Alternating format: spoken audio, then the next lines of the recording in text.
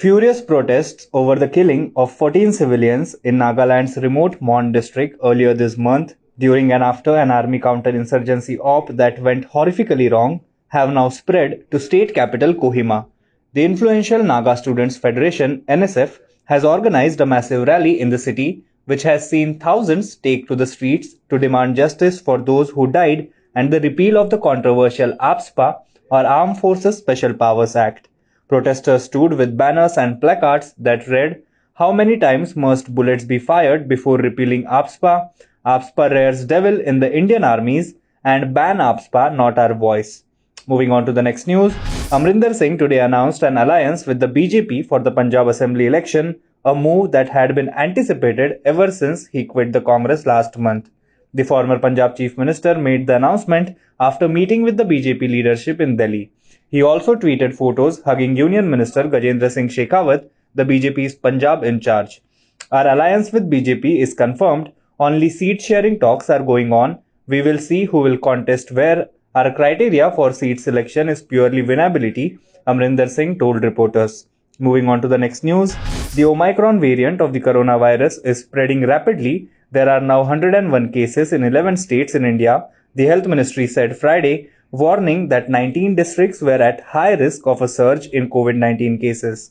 Faced with the threat of a third wave of infections, the ministry underlined the need to follow COVID-appropriate behavior, including the use of face masks and maintaining social distance. The ministry also urged people to avoid non-essential travel and stay away from large crowds and gatherings.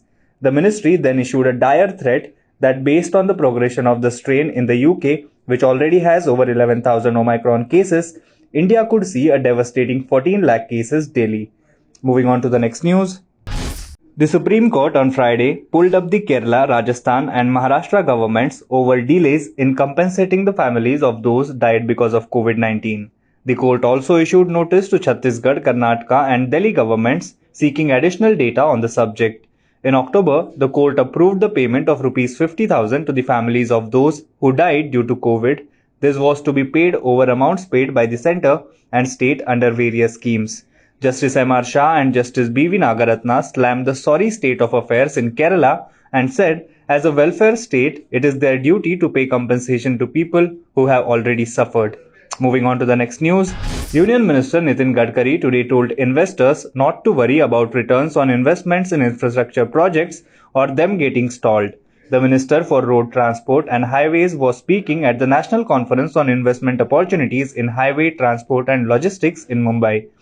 Today's conference in Mumbai reminds me of my time as State Minister in 1995 when I rejected a tender by Reliance for the Mumbai-Pune Express Highway. Dhirubhai Ambani was there at that time and he was very upset with me. My Chief Minister was also upset and so was Balasaheb Thackeray. They asked me, why did you do it? I said we will raise money from the public for that project and other projects like Bandra-Worli Sea Link. Everyone was laughing at me, Mr. Gadkari told the gathering.